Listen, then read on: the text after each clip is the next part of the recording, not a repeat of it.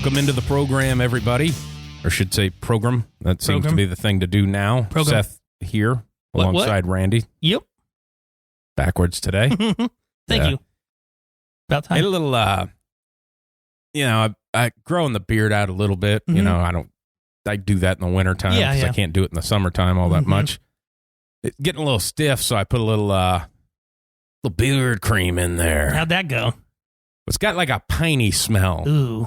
Like it's not, but it's not pine, but it's, Yeah, I know what you mean. you know, it's a little off. Smells like a tree. Yeah, but it's soft and sexy. Oh, So yeah. you're pretty fucking good. Nice. I was really wanting my beard to stop growing out and start growing like down. Like actually, you know, and it has. But I tried this. It was supposed to be this like oil you put on there, and it's supposed to, you know, make it grow. Fucking bullshit. And I didn't even know when I bought it. I signed up for a fucking monthly package. Oh no. Yeah, and I get on my, account or whatever, and I'm like, what the hell's beard.com taking $35 out of my account for? I'm like 8 cans of this shit. Yeah, what the hell? So yeah, I canceled that, but it didn't fucking work. I used one dab of it. Yes. And it wasn't down to my wiener. Yeah, exactly. Stupid. So is that like, are you trying to grow do you trim, or are you trying to grow it down, or what? I mean what are you going for here? I want it to be long enough to where you can, like on the side of my face, it just doesn't look like my face. Because it's like, I have very light hair. To where it's kind of curling and like the side of mine goes down. Mm-hmm. Like you can see my skin through my beard. Yeah. And like it thick enough to where, you can't. Yeah. So I got mine because mine, I guess I kind of like, because my lamb chops or whatever you want to call it, they kind of go down. Like it, goes down, and then on my chin grows long and down. So, it's like I grow it out to this point because it makes me look skinnier. Yeah. Like it's weird. Like the hair on your chin goes down, so it slims your fat face out. I have naturally curly hair. Like if I had hair and it could grow out, it would naturally curl. So like my beard naturally curls too. Yeah. And if it's gotten to it long enough to a point, like if I condition it and like comb it every day, it'll start to like naturally like get like a wave to it. Yeah. Kind of like how your hair like slick back right now is. And I don't mind it. Yeah. I really don't. I don't. Yeah, I've kind of got a thing going on, like get a little beard going, get some fucking long hair on the top, some short sides. Nothing but just a fucking sexy drip is what you got. Drip, drip, bitch. All the women listening to this, like that description, just be honest, not one single the woman listens to this. It's by mistake. I'm sorry. How did I accidentally click on this shit show? Yeah. What else happened, man? I haven't seen you in a few days. Yeah. Nothing really big happened. I did finish the first episode of the Ozark. I know we talked about that last week. You finished the first episode? I got busy over. I lied. I didn't get busy. I just didn't watch it. I don't know. I really, really like the show, and I have a very big tendency I'll put something on and I'll just go do something else. Yeah. But I really want to watch this one because I enjoy the show a lot, and I don't know. You kind of need to be in a mood. Yes, and I know that's a show that, I don't want to pay attention. I want to pay attention to it, but I got shit to do around the fucking house, so I didn't watch it. But yeah, that's what I mean. Not like we could talk about it because you got to let people, view it on their own time. I mean, the fact that it's been over a week and I know I'm a piece of shit. You are. I know. You can get no complaints here. Yeah. But that was. I started because obviously I already watched all that. Football. Mm-hmm. Not a lot going on outside of to watch of. There wasn't a lot of shows to watch. So it was like I went back and just like restarted House. Oh, okay, yeah. So, just watching the first few, like when it's like these really rare diseases that he's like, I think I got that. Yeah. When you start going, those are the symptoms that I have. Yeah. I think I have this. I haven't been to mainland fever. China, but I feel like I have that. I tell you what, I started, and I have no idea why I started watching it, but on HBO Max, that Euphoria, it is a wild fucking show. I don't know if you'd like it because it's based around like high school kids, but just like they don't do high school shit that we did. Like it's some fucking wild ass shit, man. I don't know if a lot of these designer drugs existed. Yes, exactly. When I was in high school. Wow, it is fucking wild. Like I watched the first 3 episodes and I'm like, I need to decompress. Like I need to go watch something happy. Like I need to laugh. This is awful. I tell you, I've been getting into not getting into it, but it's something to watch. But that whatever that American Auto or whatever. Oh yeah. It's not bad. Yeah. It's got some funny stuff in it. Like I like the premise of it, and I feel like if it was written a little more like how The Office or Parks and Rec was, like it needs a character. Like it needs a Ron Swanson. It needs, if there was one of those. But it's like, I'm all right with it. Yeah. Something to laugh at. I mean, because it's really just trying to get out of depression. Yeah. Because we know it's coming. Of like, we got like one more game left. Yeah. Like, gotta find something. I actually went to the movies last week. And Really? It was the first time I've been in a movie theater since we went and watched Zombieland 2. Man, that has been some time ago. Yeah. That's the last time I was in the theater. So I went and I watched that The Kingsman, the prequel to the Kingsman movies. Yeah, it's really good. Is it? Really good. Oddly historically accurate. I mean, really? Yeah, like it was like, man, I love how they took all of pretty much the basis of World War I and they threw Kingsman underneath it, and that's how it's all connected and stuff like that. It's pretty good. I liked it. I'm glad to hear that because I would have obviously I'm a kind of a history guy. Yes, yeah. And if it wasn't, I would have been like, yeah, no, it's hey, how'd you fuck that up? I mean, it starts out basically. Oh, what is it? Kind of the pre-start of World War I, and it starts like Africa, and they're, getting stuff ready, and then it goes to the guy who starts the Kingsman, and then it ties back into like the first part of World War I. It talks about the guy who starts Kingsman and his son are put in charge of protecting the Archduke. Yeah, the Archduke. That's like seriously, that's how it goes, and it literally is they go off track. Job. They go off track of the parade. They go back behind the bar, like it always talks about, and they get stuck in a dead end, and the driver slaps it in reverse, and the guy sitting at the corner of the bar pulls out a gun, shoots him, and that's the start of it. Well, that's not correct, but no, that's not. But yeah, I'm saying it wasn't, obviously, but they tied it with it. That's why I always love the. When you think about the fuck ups that started World War I, of like, no first of all, they get close enough, they threw a grenade and missed. That's part of it. Yep. And then it's like, well, we should go visit those people at the hospital. Yeah, let's just drive around with the top down still and just stay. Yeah. And a guy just walking down the street going, well, shit, there's the guy I was supposed to kill. Yeah. Pretty much it. Like the guy who throws a grenade starts like freaking out, and he's almost ready to it's basically part of it's talking about like the Black Hand and stuff like that, like part of his organization. And he goes to like the restaurant or the bar or whatever, and he's getting ready to take like the cyanide pill because he fucked up and he doesn't want to go back, and then he sees him drive by and he's like, oh fuck, yeah. I'm happy for that. Yeah, it was really good. People shit on the Kingsman. I like those movies. God, I love far-fetched action. Yeah, and I know I've said that a bunch on this show, but it's awesome. All the gadgets and all that shit. It's like, this is, what do I want to say? It's like I don't want to call it goofy, but it's kind of it's a silly James Bond-esque kind of thing. You know what I mean? And it's awesome. I enjoy it. Yeah, because it's like, well, I think that's why people like fucking Batman. Oh yeah, it's like, well, it's just. But plus, everybody's like, I could do some MMA training and get a couple $1 billion. I could be Batman. I mean, that'd be hilarious. That was talking about movie and history accuracy. The one that it bothered me because I'm a UFC fan. Mm-hmm. So remember the Foxcatcher movie? Yeah. And I can't remember which one got killed and which one actually lived. I know what you mean. Yeah. But he fought in the UFC, and that's in the movie. Yeah. And it's like, hey, that video exists of him fighting in the UFC, and in real life he fought a black guy. Okay. In the movie, it's like some white Russian guy. Of like, hey, probably get this right.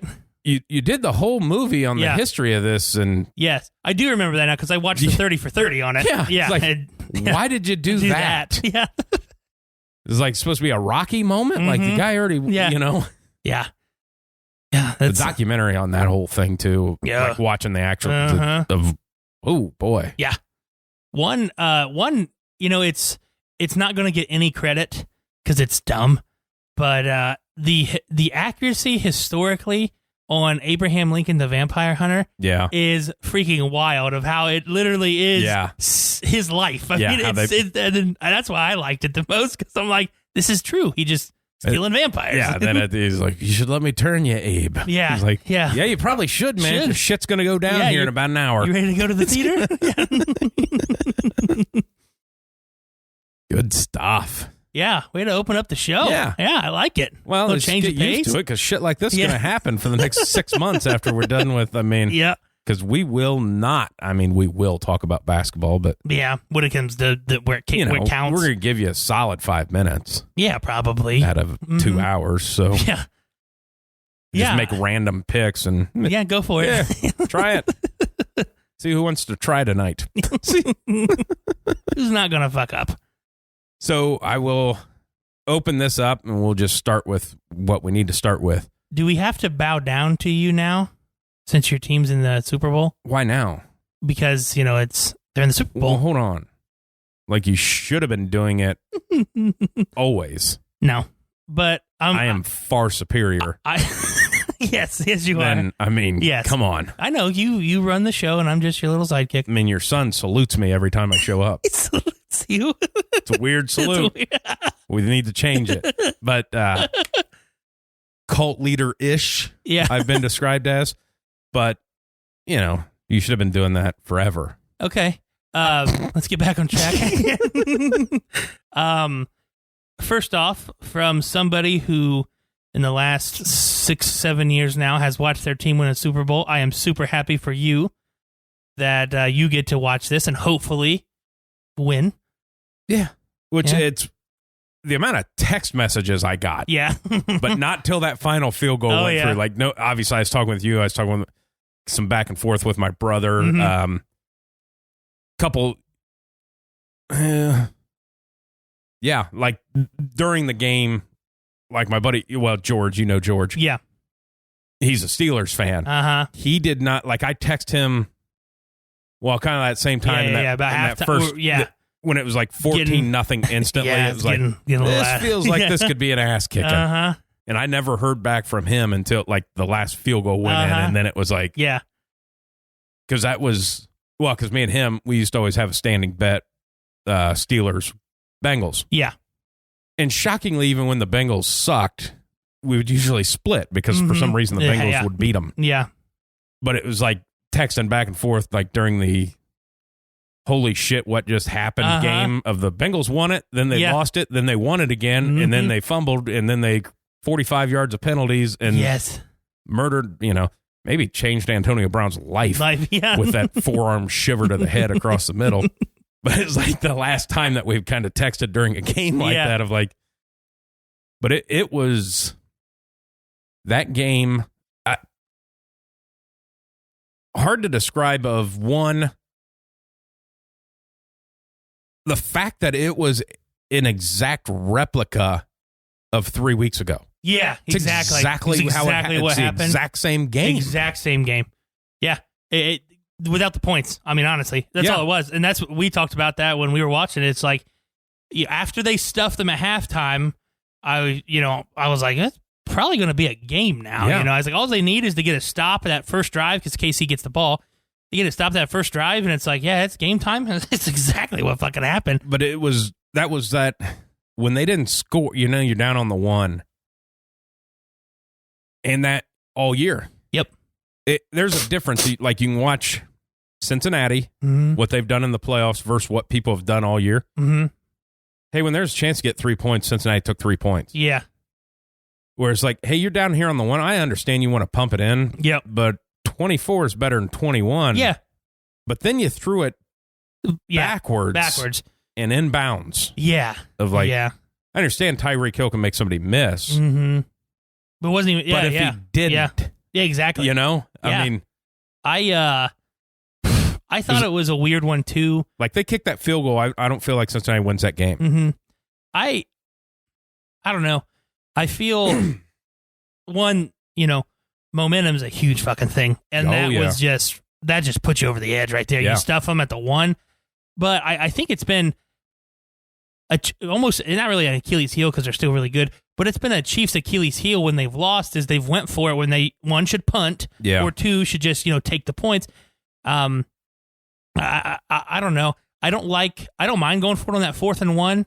One, because you have the momentum. Yeah. So, for sure try and punch it in there, but make it, you could have got 2 plays off there, but you don't, you know. The play before Patrick Mahomes scrambles around and burns like 6 seconds of like, hey, no, this was either that slant's open or it's out of the back of the end zone. Yeah. Like, for sure, dust it at his feet and you get one more play, Yeah.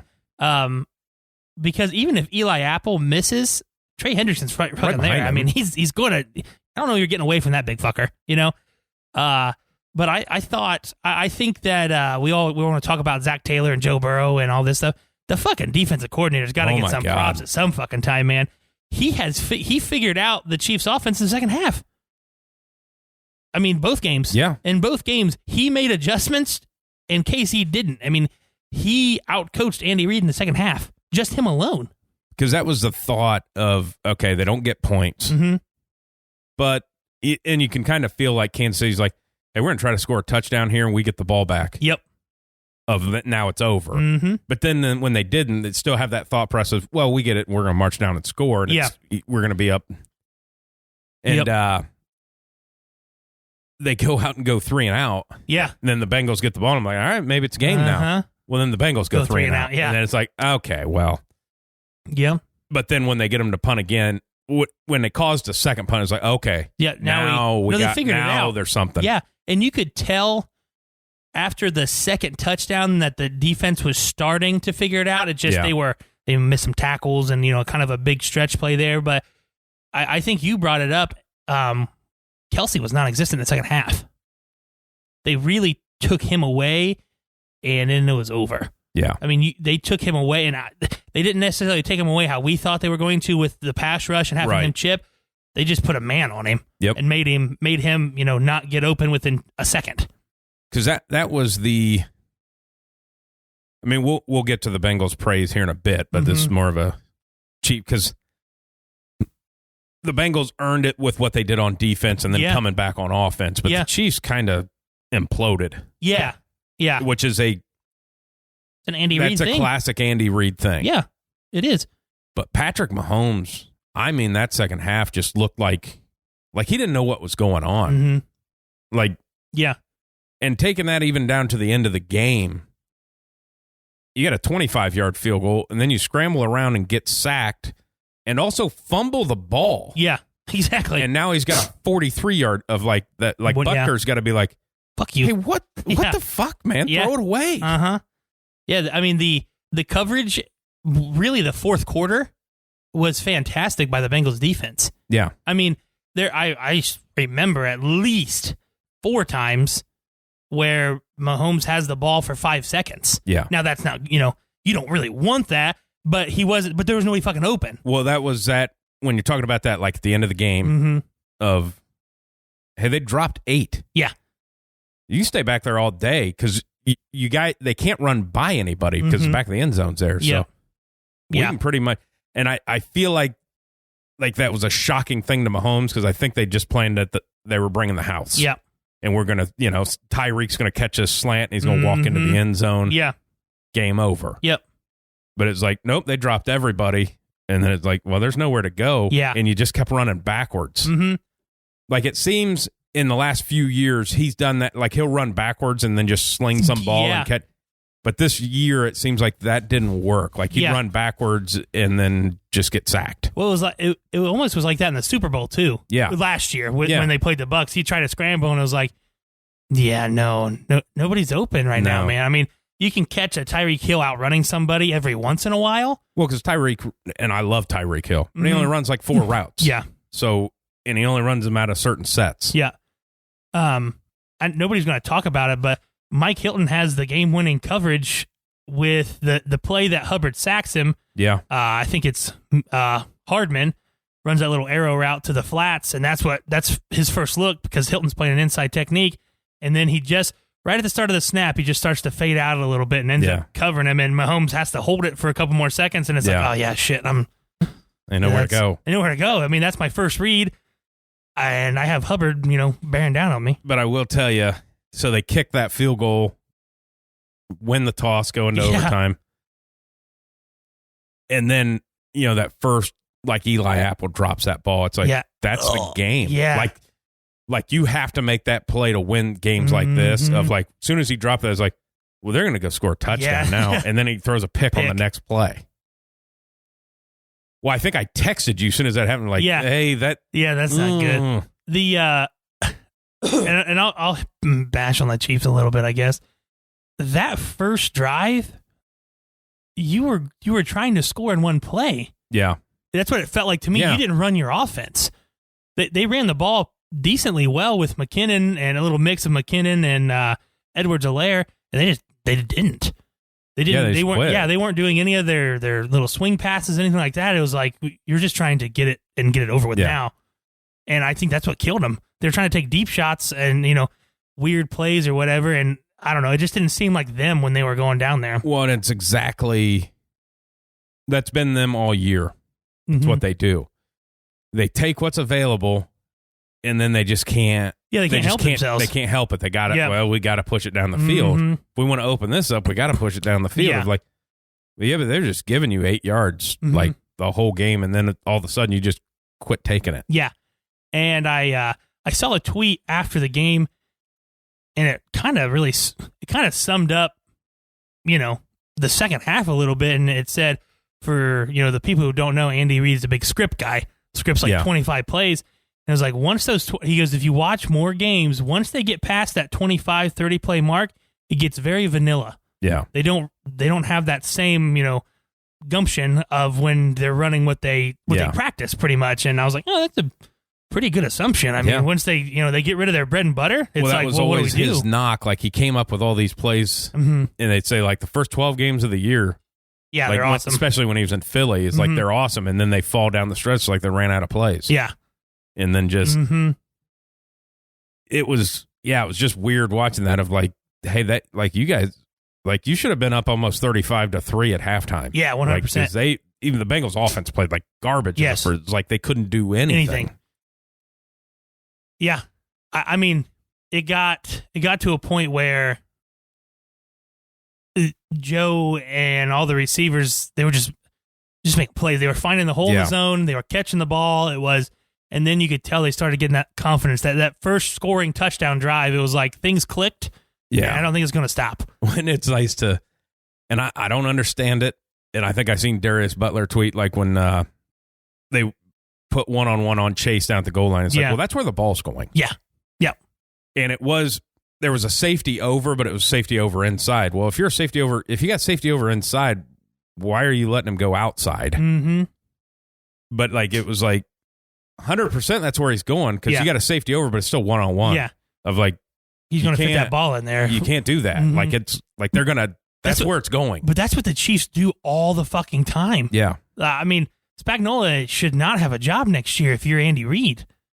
No. They all out blitz a lot and leave their back end 1-on-1 a ton. I mean, watch the Bills game. That's what they do. Watch. It was very adamant against shit. Actually, a very good team they were playing. And it was close, and they actually got lucky. They got the sack. Yeah, but it was like they better have gotten the fucking sack because you got guys that are running wide open down the fucking field. Yeah. Oh, the Steelers, their first playoff game. Like if Ben had any kind of time. Oh yeah, he would have had guys wide open down the field.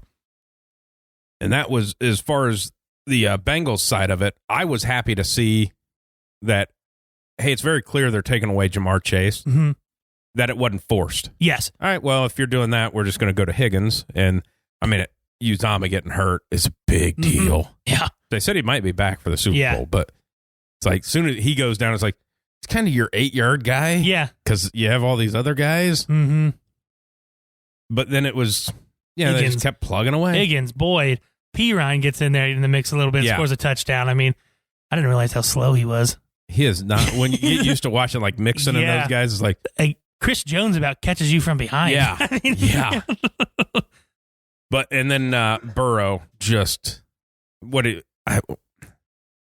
gets sacked 3 times on that one play and then runs for a first down. I mean, dude, he is so, and he's such an anomaly. Yeah. I mean, rarely do you have the first round quarterback anytime in his second year do this shit. Never. It's never happened. He's so fucking good, and he knows the game of football. He's so smart. I think that's what it is, like, because he is not the most talented thrower of the ball or anything. He doesn't have a big arm or anything like that. I think he's just smart. And he knows it. Yes, he knows what they're going to do. I mean, and honestly, I swear to God, it came up when I was watching the game Sunday. His last year at LSU, when he only took like 2 classes. Yeah, he just did football. That had to have done something for him, you know? And we talked, and like I seen a lot of Ohio State stuff, you know, with this shit happening. And we chose Dwayne Haskins over him. It's like, you people don't. One, Burrow had a broken hand in spring ball. Yeah. So there was no, like, you couldn't name him the starter. Like, he never really competed for the job. No. And yes, now Joe Burrow is 10 times fucking better than Dwayne Haskins. Yeah. Dwayne Haskins still has the touchdown record in the Big Ten. Yeah, he set all the records. After JT Barrett set all the records. And there's another one of, like, people just assumed that you were going to get that. Like, that doesn't mean that. No. Like, it might have, you know. Anybody want to talk about Burrow's first year at LSU? Terrible. They got beat by UCF. They always forget that. And Burrow's great. Yes. But he might not be that dude if he doesn't have to transfer. You know, you kind of get that chip. I'm going to show you you know, and that kind of builds into the whole thing of like, you can't just assume that that's going to happen. Plus, you know, kind of happened to have some guys down there that he was playing with. Yeah, and they're 2 pretty good receivers in the league right now. Yeah, pretty good. What? Now, I saw a lot of these tweets, and I'm going to ask you because I know we were both wanting the Penny Sewell draft pick earlier in April. Yeah. Do they make it to the Super Bowl if they draft Penny Sewell? No. I don't think so either. I mean, it's... Because, you know, it's like, if you can double Higgins... Yes. And there's not another dude of like, okay. Like, Boyd's going to make his catches. It's like... And that's, again, going a little off script of what you do in the top 5. You know, you don't usually pick a top 5 receiver unless they're just...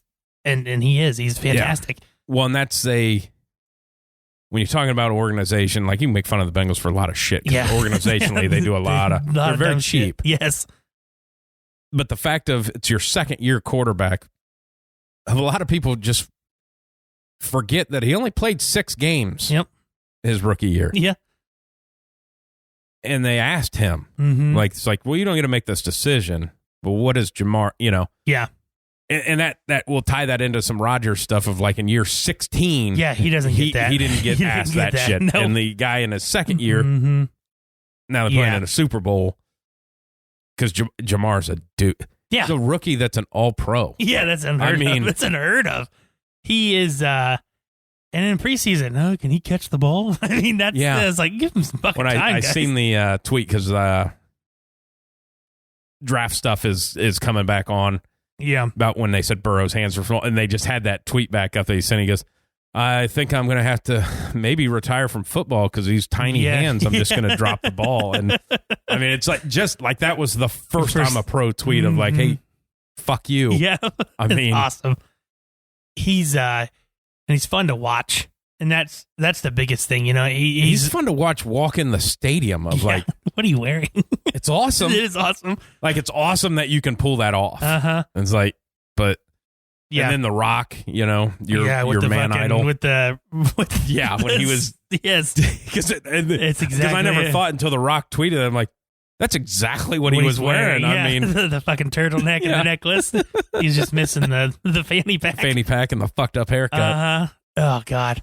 As a Broncos fan, I was so happy to watch the fucking Chiefs lose. I really was. I was rooting for the fucking Bengals the whole goddamn time. Go ahead. Well, they talk about, now you go ahead because mine's going to be longer.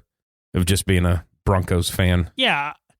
One, you don't, yeah, okay, whatever. They're really, really good. But you don't want to see your fucking division rival to win or go back to a Super Bowl, you know what I mean? And I love the speculation now of, is he worth that much money? He's been to how many AFC Championship games now? He's got one ring to show for it. What's up with that? I love that kind of talk too, because what was it? When they won the Super Bowl, everybody's like, oh, he's chasing Brady. He's going to go get his 7. It's like, no, fucker hasn't been back. Lost to the Bucks and then hasn't been back since. I mean, he may never. I know, people like to say that of like, well, he's got another 12 years. Yeah, but it's tough to win a regular season game, let alone playoff games or a Super Bowl. Yeah. You may never get back. Yeah. But I was going to say, after that, because it was a hell of a game, and it was the Josh Allen, Patrick Mahomes debate of, is this the next Manning, Brady? Yeah. Blah, blah, blah. Yeah. Of like, it feels like Joe Burrow kind of like, well, you guys. Yeah. Like, you didn't even mention me. And now it should come up like Patrick Mahomes never beat Joe Burrow. Ever. Yeah, ever. No. Of like, so. Yeah. Now it's kind of like that. Mm-hmm. Is it? Yeah. Or is like, and the cool thing is the Bengals are in a spot to do that because they also have the second most money in cap space for next year. Yeah. Yeah. Like, you're in the Super Bowl. Mm-hmm. And you have a shit ton of money. Now, granted, you can't spend all that because you're going to pay your quarterback after next year. They're going to have to renegotiate and start paying some guys. But, but they have the money to pay the guys. Yes, and they have a money to go out and get help of what they're bad at. Because you can max, like, what's a max guard? 12 mil? Probably. Like, you could get a max center at 12. I don't think their interior is bad. They need to get a fucking right tackle to save their guy. They need to get rid of him. Oh, my God, is he bad? But I'm saying, like, you could take the left tackle out of it, but they have enough money to max pay 3 offensive linemen. Yeah. And still have money left over. Yep. So, I mean, like, that's very... Mm-hmm. And then when you talk about that of, like, veterans going, hey, that seems like that's a guy and they got some money. Maybe we go to Cincinnati because, Yep, exactly. I mean, where else are we going to go? Yeah, I mean... Everybody else that has guys are in cap hell. Yeah, no shit. And it's very interesting, like you mentioning that. The Patrick Mahomes is very backloaded. Mm-hmm. His contract, like these first 2 years, like he got no money. Like he's still like the 12th highest paid quarterback right now. Well, his money starts kicking in next year. Mm-hmm. Like it starts ramping up. Of exactly. Like, hey, some of these guys are going to have to go. And like Kelsey's not young. No. I mean, like this is year 8. Hey, 7? Of like some of these guys are going to need some money. Of like Tyreek Hill's probably going to have to go. Yeah, probably. But maybe Hardman or that's one of the good things about the Chiefs is they really only have, of position wise, 2 dudes that what I mean, like Hardman, Pringle. Those guys are sub guys where they're either going to stay because of Mahomes or they're going to go get overpaid to a bad team. Right. That that's kind of because a lot of people you got to pay attention because Patrick's money comes into play next year. Yep. Hey, you got to remember they traded for that offensive lineman. Yep. And guess whose contract is up? Like you just gave away a draft pick for that guy. Mm-hmm. His contract's up. due. Yep. Yeah. So he's got to make $17 million or he walks. Yep. Yeah. I mean that's like maybe he's on the Bengals, but Yeah, I mean something of it's mattering now and next year and the year after. Yeah, because I don't know what Tyreek and Kelsey's contracts are. I don't remember that. Well, Kelsey they re-signed for whatever the biggest tight end contract until the next tight end signs, and I'm sure his is structured kind of kicked out. At some point in time, you're the Saints. Yes, where exactly. It's just hey, shit comes due and you got to do it. I mean, yeah. But they'll go. Patrick will play. It's a year 2 into this. Mm-hmm. It's a 10-year, $500 million contract. You'll never see that. It's only guaranteed up to like 200. Yeah. They like throw the 500 number out, but the guaranteed portion was only like 2 something. Mm-hmm. So he'll play this year or next year, and maybe the year, and then they'll restructure that deal, and he'll get repaid, and they'll just kick that down the road even further, and that's just going to be what it is. Yeah.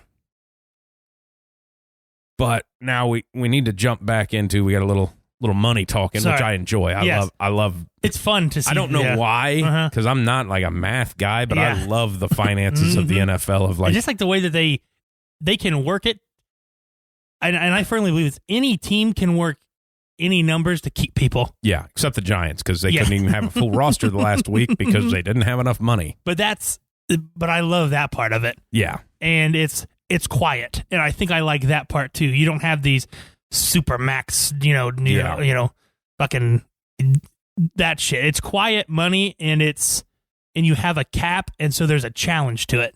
And I love that part about it. Well, and then it's the Kansas City's good because they're working the numbers. Mm-hmm. LA's working the numbers. Tampa Bay is working the numbers. Mm-hmm. And you've seen this year where it's catching New Orleans of like, well, we need to sign you to 2 different contracts. So these got to be all 4 voidable. Yeah. Of like, they're doing all these voidable contracts of like, well, you've kicked it almost as far as you can. Like, they were still huge cap hits on Drew Brees this year. Yeah. Like, I mean, like, they're still paying tolls of. Exactly. Uh-oh. Mm-hmm. Well, coach steps down of, hey, it's about time to, we need to reset this bad boy. Mm-hmm. But now talking back about the Bengals, fucking Evan McPherson, man. Yeah. I mean. Yeah. Fucking just lights out, just a rookie. Baby. No big deal. Lights out, man. It's like he's so confident. Yes. That I wasn't nervous when he walked out there. I know it. And like, I'm like one of those ones of, I don't know if I can even watch this fucking kick, you know? It's like, and it has nothing to do with me. And my feelings have no outcome in the game. Yeah. But it's like, he's walking out of the field. It's like, well, it's obviously good. Mm-hmm. I mean, there's no question he's going to make it. Oh, yeah. I mean, I was scared there for a second. I was like, oh man, I just have this feel because the Chiefs get so goddamn fucking lucky. You know what I mean? They just get so fucking lucky all the time, and I hate it. But he walks out there, and I'm like, he's gonna make this fucking kick, and I'm thinking in the back of my head, I'm like, yeah, but he's not. You know, it was like going back and forth. It was like when he went out there, I was confident he's gonna make it. But as they're running the plays before, it's like, well, hey, if Mixon's just gonna keep getting 8 yards, for sure, just keep doing that. Mm-hmm. And like, so many teams go, hey, what's your number? Where you feel comfortable? Well, you feel comfortable at 45, and they just get there. We'll get you to the 40, and then that's it. I'm like, no. We can for sure make this as close as possible. Mm-hmm. But that kid, I mean, I heard Vinatieri talking about him today. Yeah. Of like, he's like, he just oozes of like, that's kickers. It's very Vinatieri. Yes. Like of like, yeah, fuck it. Yep. We got it. Exactly. Yeah. You know? And he's talking because I guess Shane Graham was down at Florida. He's one of his kicking coaches. And Graham was at Cincinnati for a while. You know, was in the league for a long time. Very good kicker. Yeah. And obviously, him and Vinatieri know each other, and he said, "I knew who this kid was coming out of. Like, he's a for guy. Real, yeah, like, yeah, it's awesome. It's awesome that I and you know everybody likes to hate or love kickers. That's their job. But when you have one that's good, you have so much more confidence going into that. I mean, like with the Rams against the 49ers, everybody's holding their fucking breath with that guy. Yeah. It's like, oh my God, is he going to make this, 34-yard kick, which is a chip shot, Yeah, the 43 when he left short last week. Exactly. But when you have one, it's like, yeah, I'm good. You're good. Yeah, we're good. Especially one that just says shit like, yeah, we're going to the AFC Championship game. Yeah. Stuff like that. It's like, yeah, we're good. We're fine. Yeah. He's going to make it. When you're on a team where the kicker has that much swag. Yes, exactly. Like, all right. Here we go. Yeah, they're fun to watch, and they're so young too, which is awesome. And I think the thing that's cool is everybody who's, like the Chiefs or whatever, they're not going to be, but everybody who was out of the playoffs got beat, and maybe the teams that the Bengals didn't beat. Yeah. I feel like everybody else is like, hey, you know what? Good for them. That it was kind of like good for them. Good for them, yeah. Like, they're not hated right now. Yeah, nobody's saying shit. Now maybe, they go out and win this goddamn thing. Now that changes things. Next year, ooh, man.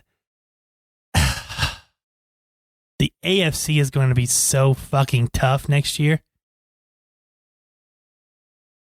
Think of the top 5 teams. They're all really young. I heard one today. Mm-hmm. It is obviously, listing off all the quarterbacks in the AFC. Mm-hmm. And I didn't even think about this because it's all been Aaron Rodgers talk. Yep. if he gets out of his shit and everything calms out, why would the Broncos not trade for Deshaun Watson? Yeah, exactly. And then instantly Super Bowl. Super contenders. Instantly. Yeah. Because that, and I heard, I was listening to ESPN radio today. I was doing a little driving around. And I think is it Bart Scott? I think's on a show or something like that. And he said, he goes, people don't remember because like Deshaun hadn't played this year. And obviously, hey, if he did it, he needs to be found guilty. If he didn't, whatever way it needs to go, it needs to go. And whatever happened needs to be taken care of. But if he's good. Yeah. He said, he goes, nobody thinks about it, but think about if Deshaun Watson was on the Chiefs, minimum, they'd probably have 2 Super Bowls. Yeah. Like everybody wants to give Mahomes this level. It's like, Deshaun Watson is a dude. People forget, if it wasn't for a bad Houston Texans defense, they had them down 27-3. 27-3 in the third quarter. And obviously, things happen, some, iffy turnovers and things like that. 27-3. Then the Texans are going to go play the Patriots in the AFC Championship game that first year. It's just, then, you let a guy who doesn't need to be involved with personnel be involved with personnel, and it just sinks your ship. I know you hate him with a passion. I don't hate his coaching. I hate that he wanted control of his players. I don't know if he did. When you start looking at how that whole thing went down, of like, there's you can make a point that when Jesus got there, it started unraveling. It did. And like people started getting fired, and then he just, so it's one of those ones of you don't really know if he wanted that or if it was just like, fuck, I guess I got it. I mean, they fired this guy, so I got it. And you don't know. You only know the reports that come out. Yeah. The reports say he asked for this, so I just assume that that's what he wanted. Well, every coach, if a GM gets fired, he's going to be like, well, I can do it. Yeah, I get that part of it, but there's so much to the coaching side of it that you don't need that. Yeah, but that's also not his fault. No, it's not his fault. There's not a coach out there that wouldn't say that. Yeah, I can do that job. Yeah. Well, it's the owner's job to say, no, you can't. Like, you got too much shit to do. We need to bring in. Yes. And I don't like. And he's from the Belichick tree, and Belichick does that. I don't like the. Belichick's want to get away with it because he has stuff to back him up with.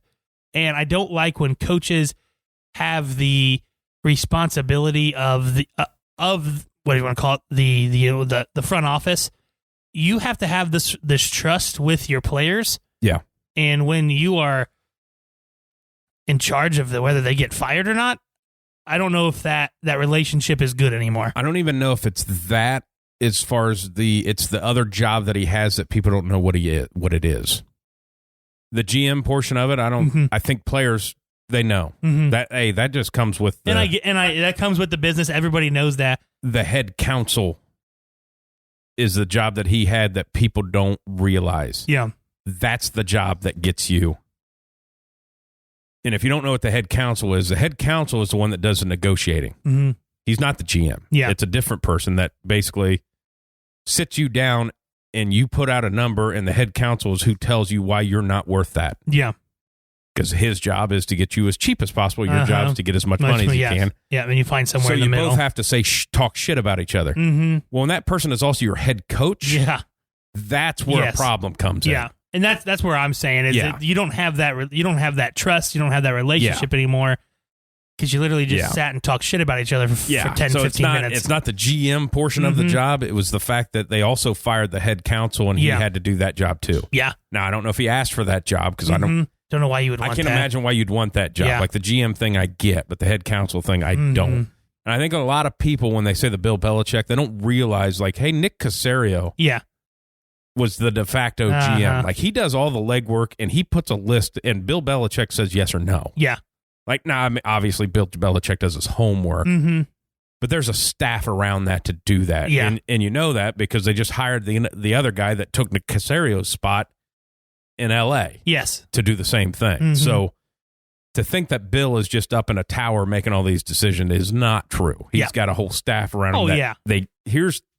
hey, we need a backup guard. Here's 3 of them. Here's what we like. Here's what we don't like. Here's the money that we got. Yeah, when somebody funnels you in, it's a little... And I'm guessing that Houston wasn't doing that. It's because they kept firing. It was like, well, if we fire this guy that's making $2 million and just give him another 100,000, and the guy that been there, it seems like they were saving money. The guy had been there for like 20 years and retired, or quits. It's like, that's a big, it's like a shocker.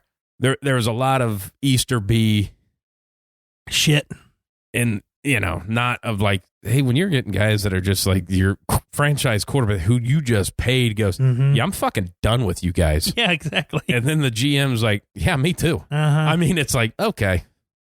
Yeah. So the Deshaun thing, now think about that. If he ends up in Denver, I mean, because in your mind, you're always thinking of like, he's never playing for the Texans again. He's going to be out of the AFC. They're going to put him in the NFC because they're going to trade him. But what if he's not? Yeah. And now you start looking at, you still got all these. And then Denver takes on they take a top 5 quarterback that's already been paid. Yeah. Like his contract is already active. Like you don't have to sign him. You got 3 years. Yeah. I mean. And he's one to give up draft picks for. I think there's if I'm a Broncos organization, as the GM, there's very limited quarterbacks who you're giving up your future for just because you're already really young anyway. Right. He's one of them. He's a guy. He's one of them where go ahead and take 3 firsts. You know what I mean? It's stuff like that where it's like, yeah, because we have him. He's like 26. We have him for a while, and we'll re-sign him if it needs be, but go ahead and give him that. And the only other one that I would say you give up more than 1 first rounder for would probably be Rodgers, just because it's fucking Aaron Rodgers. Well, and that's one of those things too that you step back and look at of like, yeah, that's Aaron Rodgers. But then you go like, we can trade all this away for Rodgers for 3 years, or we can get Deshaun for 10 years. Exactly. Of like, okay. And that's what I mean. If everything does happen and they don't have a package for him, then they don't really want to win now. You know what I mean? That if they don't have a package, if they don't have multiple packages for these quarterbacks who may or may not be interested in leaving, then you're not doing your homework. Well, that's one too, like you saying on the Rodgers thing, I don't know what you give up, because at the end of the day, remember that Tom Brady was a free agent and there was only like 2 teams that fucking wanted him. Yeah, exactly. Of like, really? Tom Brady, like, if you didn't have Aaron Rodgers and Patrick Mahomes of like, or Deshaun, well, at that time he's still playing Deshaun Watson. There should have been like 28 every team should have wanted him. Yeah, exactly. And then you look at Indianapolis actually turned him down. Yes. Of like, idiots. He wanted to go to Indy. Carson Wentz, though. Or at that point, Phillip Rivers, because he's a proven winner. Way to go. Yeah, it gets interesting when you look at it, not really the negative side, but more the realistic side of things. Tom Brady had 2 people offer him, one, really just one offered a contract. And he instantly won a Super Bowl. Yeah. Like, can't believe that happened. It's it'll be really, really fun in this offseason because there's a lot of teams now. I mean, Pittsburgh, we'll talk about that later. The Buccaneers. Yeah. There's a ton of teams now, even after the season's not even over yet, who need a starting quarterback. A lot of them. And good teams. The good teams need it, and that's crazy to me. Yeah. It's going to be the most QB turnover year we've seen in a long time. Yeah, because there's ready-made teams that are just missing a quarterback. Yeah. All right, you want to flip to the other side? Yeah. We got anything else talked about the Bengals? No. They're the best.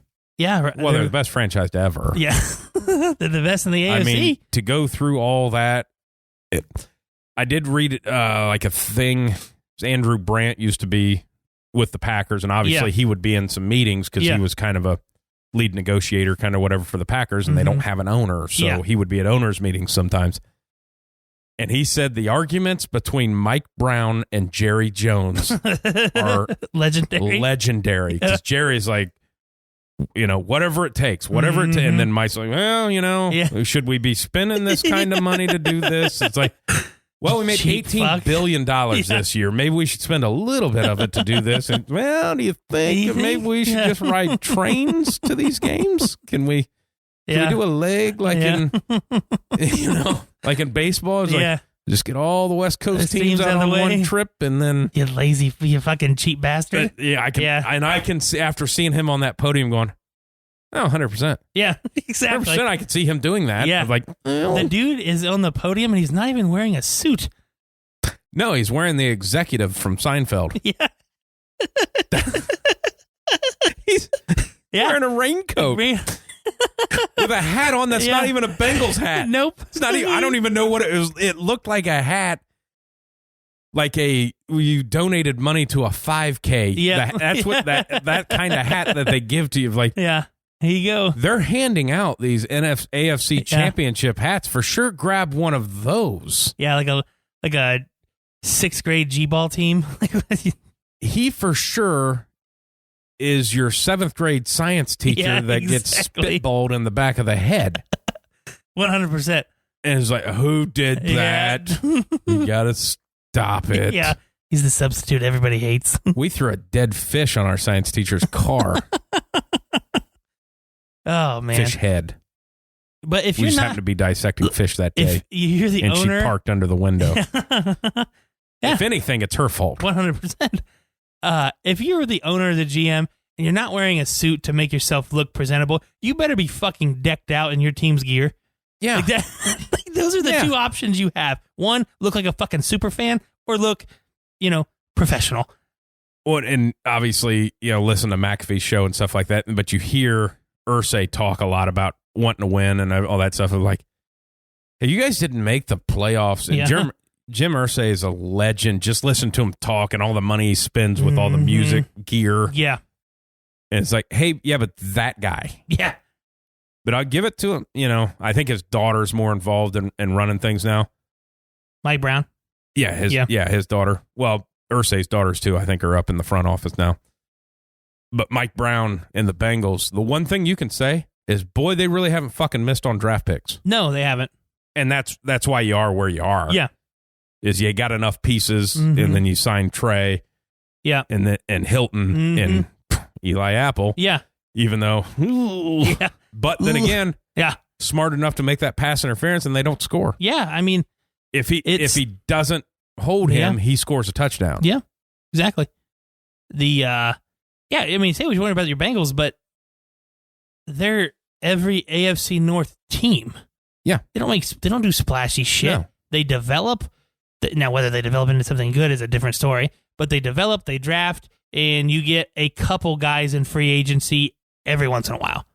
Really, John Dorsey is the only one who really changed that for the Browns. Right. And then after that, since he's been gone, they've really made, one splashy free agent pick, and it was Jadeveon Clowney?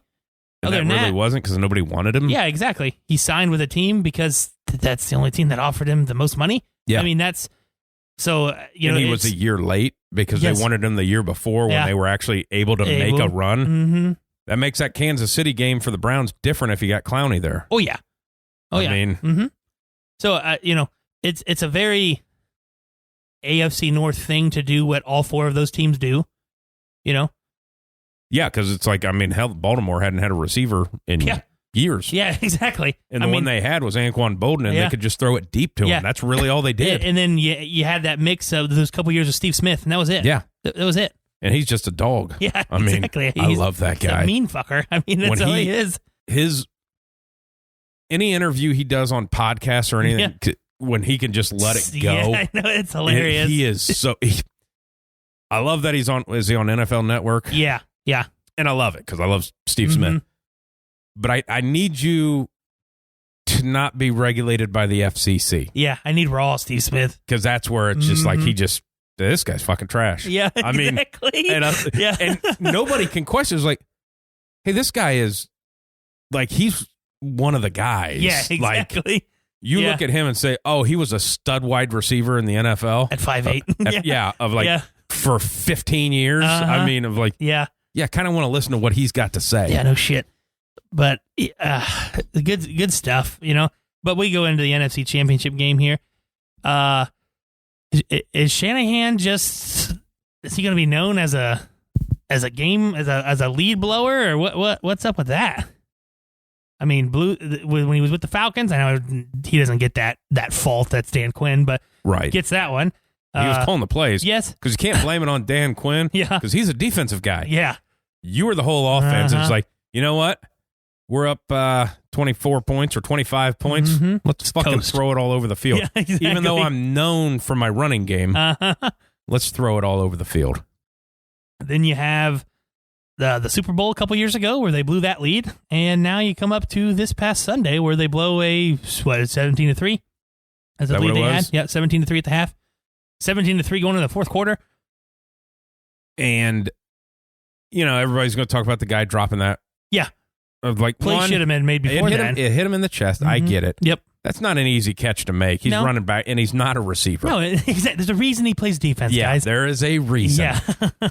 But soon as he dropped it, you knew. Oh, yeah. It was kind of like we talked about with Eli Apple. Yep. He missed that. It was like, uh-oh. Mm-hmm. He dropped that. It's like, that's one of those things of, I love Matthew Stafford. Yeah. But he's going to do that. Throws. Oh, yeah. He's going to do that. At least when we break down next week the game and make our picks, that's going to be a part of it. Hey, twice in this game, Matthew Stafford's going to throw an interception. It's just up to whether you catch it or not. 100%. But he's going to hit you. He has those weird throws sometimes where he just chucks it. What are you even doing? Yeah. Like, that was one that was like, is he hurt? Yeah, exactly. Because that was 15 yards short. Uh-huh. And like, he underthrew the defensive back that got burned. Yeah, exactly. Because it's not like his receiver wasn't open. No. And there was 3 defenders around. Yeah. What? Well, he's got a one-on-one with 2 safeties over the top, and they both stayed deep, but fuck it. It was one-on-one when it started. Yeah, exactly. So it was like... Yeah. But the Niners, man, and this is where you're going to hear the Jimmy G bash because he's not good enough to win you that game. When you have to throw the ball, he's not good at that part. He's good at that part when, 1, they have a lead, or 2, the running game's clicking. And it really didn't click. You know what I mean? He made some good throws in the first half when there wasn't any pressure on him. And then when he had to make passes, it was done. Yeah. And I think that's where you're going to get, that's where the Jimmy G bash comes in with me, is he doesn't have that factor, the cool guy factor to make those throws when it's crunch time. I don't think he's a bad quarterback. I just think that he needs to be able to, 1, throw complete passes when you need to pass. He's starting quarterback. 100% he's a starting quarterback. But that team's ready to go now. Yeah. And again, and your window's closing big time. And I go back to it with last week is, until this past weekend, he didn't have a touchdown pass in the playoffs.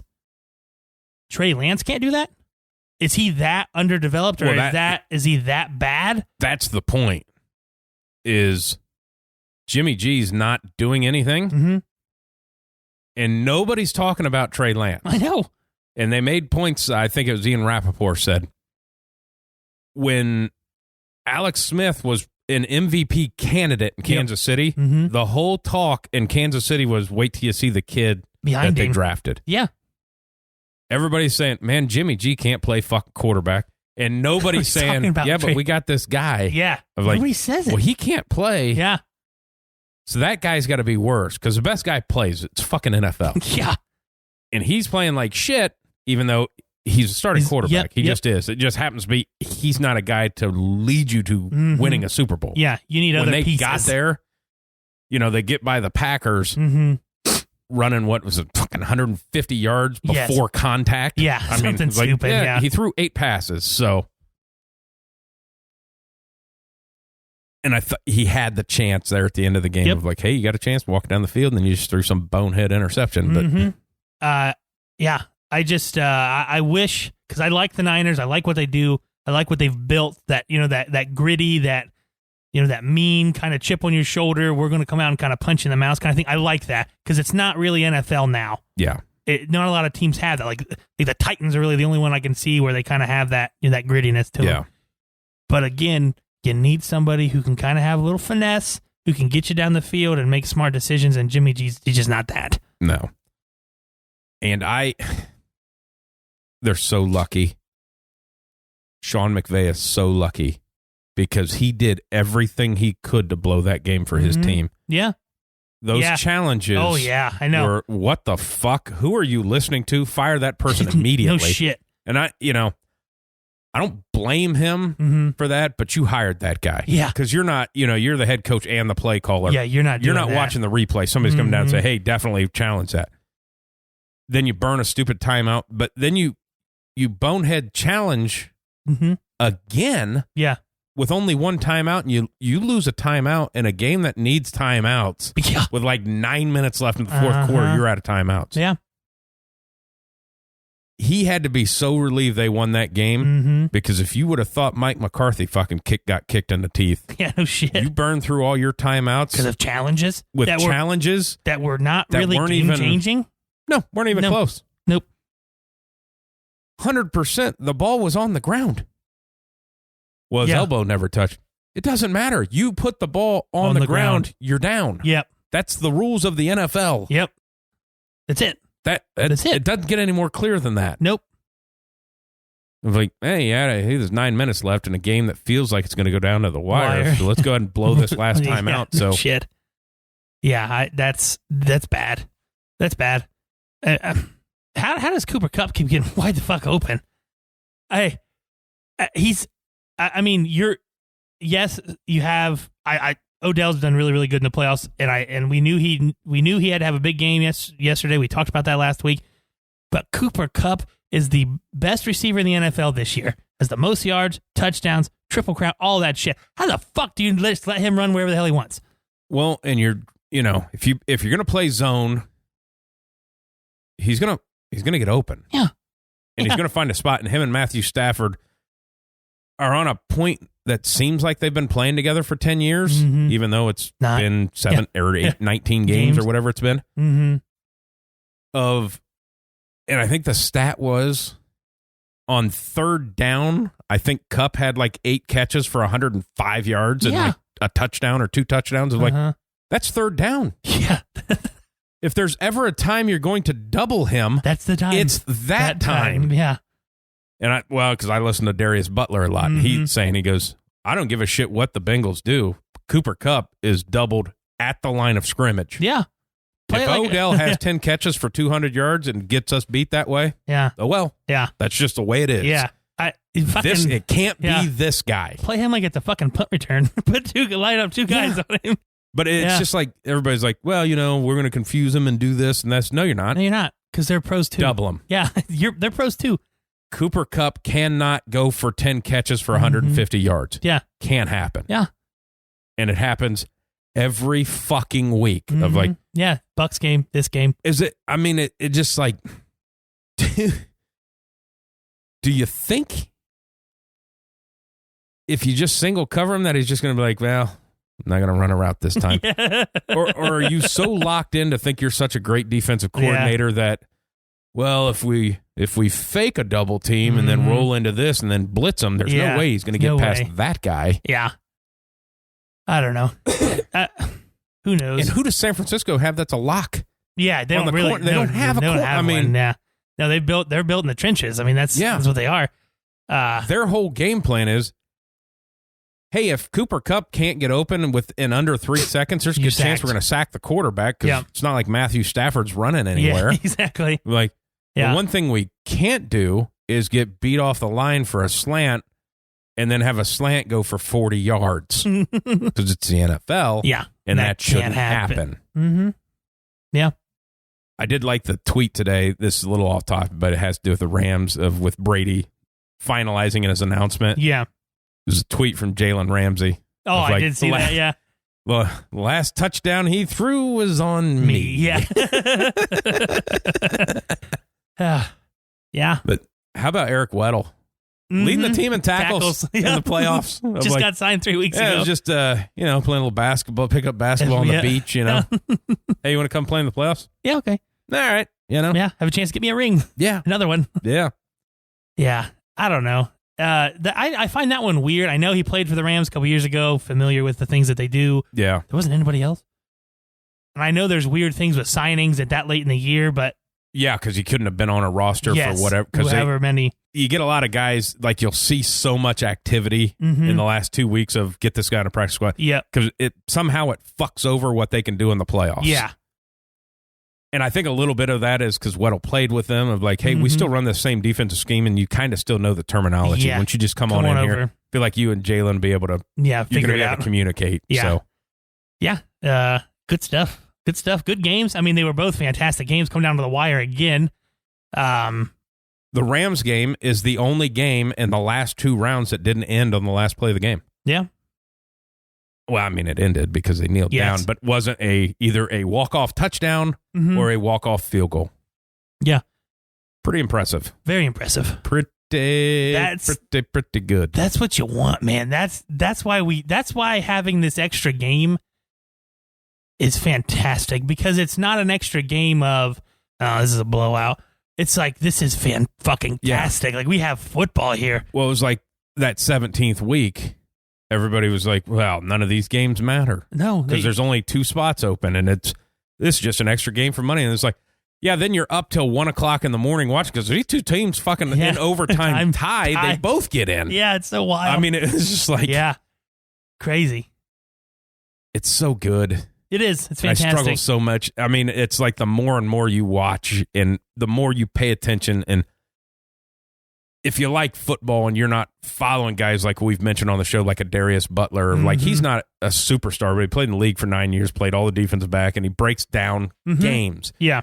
Or like even Dan Orlovsky on. Yeah. Now he loves every quarterback and likes to jerk them. Yeah. But just listening to them break it down, like they're showing you stuff that you don't know. Yeah. And that's fun. And then you watch it happen on the field. And that's where, like, being an Ohio State fan, like I watch Ohio State, I watch big games, but it's getting tougher and tougher to watch college football. Yeah. When you start getting knowledge and seeing how it's supposed to be played, and then you watch college and be like, this is really bad football. Yeah. Even when you're watching Alabama going, that's really bad football. They're just playing a team that's worse at the football that they're playing. Yeah. I mean, it's like, ugh. Yeah. Yeah, and but it's like even watching Georgia's defense, great in college, and then you're like, this defense sucks. Yeah, exactly. Like that's a touchdown right there, but the quarterback wasn't smart enough to see it. Yep. I mean, yeah, and that's why it's the fucking league, man. That's why it's harder than hell to get in there and have success. That's why they're all professionals. Yep. Yeah. And if you want to start taking NIL money, you better do a little more studying. Yeah, because you need to be better. All right, so we have a little bit of with some retirement news. Tom Brady finally officially releases it that he retires. Fantastic. Just hats off for him. He got to say it. I love, that he just did it on Instagram and it just like and didn't mention the Patriots at all. Yeah. But he is signing the day contract. That's the rumor, but it's also been shot down and then re-upped and then shot, so you don't know. Yeah. But I assume that's the case because that's kind of what needs to happen. And I would assume when everybody's saying that he's like, hey, I got 2 years left. And Bill was like, hey, we're kind of in a rebuild. Like, we got no money. Yeah. Of like, you just go away. You got 2 years. Yep. So I always assumed he would come back to that. But then even at that, if it's happening tomorrow, like the original thing said that the fact that another reporter is breaking that news. Yeah. Yeah. Like, can you just let the fucking guy do his thing? Like Adam Schefter. Fall off a cliff. Yeah. You're an injury fucking monkey. Yeah. Tell me who's playing in the games. You don't need to break Tom Brady retiring. It's fucking Tom Brady. Yeah. Let him do it himself. If anybody in the history of the NFL deserves that, it's him. It's Tom Brady. Yeah. And by doing that, you shit all over Ben Roethlisberger when he was doing his. Yeah. Here's a press conference. Ben Roethlisberger. Hour later, Adam Schefter. Well, Tom Brady's retiring. Yeah. Fuck Ben. Yep. Like, now Ben's got to feel like shit. Yeah, he's got fucking Hall of Fame ain't going to be about him. Nope, it's going to be about Tom. That'd be a good Hall of Fame class. It'd be a great Hall of Fame, especially if Rodgers retires. Yeah, no shit. Yeah. If they both got together, Tom and Rodgers be like, hey, let's really fuck over Ben. Let's do it. Like, he's not even going to be. Let's really fuck over Ben. Oh, man. How about that, though? So we have in the last...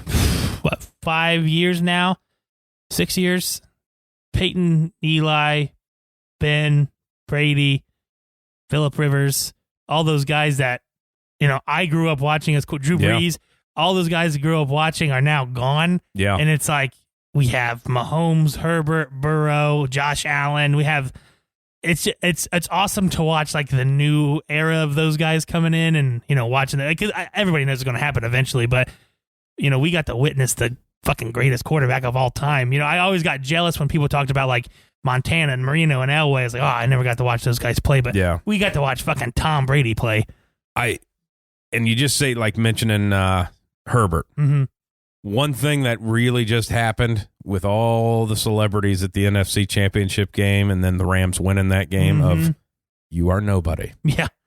You are now the Clippers. Get out of the LA. You needed to make the playoffs this year, and you needed to be the team to go on a run of like... Get out of LA. You should have never went there in the first place. Nope. If anything, you should have tried to be the second team in Vegas. Yeah. Or we just went to fucking be the...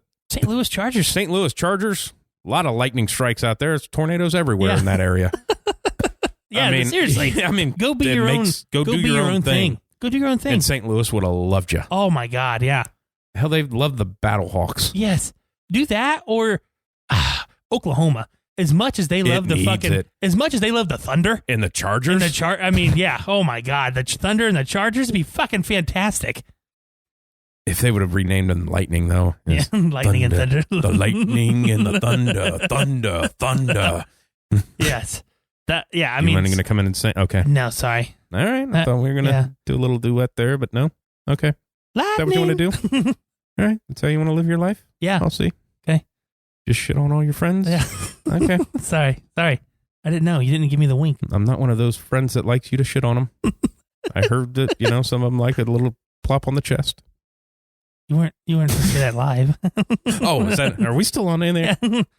But like you could just see, like, hey, this cares. And it was always going to be the Rams town. Because it was unless the Chargers won before the Rams did. Yeah, and they didn't. You did not. You did not. Now you're the Clippers. And nobody realizes that the Clippers exist in LA. Yep, exactly. Oh man. But yeah, just Tom, congratulations from nobody but us. But of the young group that you just listed off, not comparing, nobody's ever going to do what Tom Brady did. It will never happen again. Yeah. If somebody breaks his record, it'll be a fucking shock because they're up there. Well, of the list I just mentioned, 2 are playing in a Super Bowl. One has played in a Super Bowl and one is getting ready to go play in a Super Bowl. But of all the young guys you've listed, it feels like there's only one of them that has that, hey, fuck you quality. Yeah. Yeah. Obviously, a little bias. Yeah. Burrow guy. But even like Mahomes. Yeah. Like he's Burrow, a nice guy. Like Burrow has that, hey, fuck you. Let me show you this. Yep. Where Mahomes, like, his is all spectacular stuff, but it's like, you feel bad for him because his brother and his wife are hateable. Yeah. And that there's got to be a conversation of like, maybe you guys should live in Arizona. Yeah. During the season. Go away from me. Get away from here. Maybe stop screaming and dancing horribly. Yeah. But I know what you're saying, though.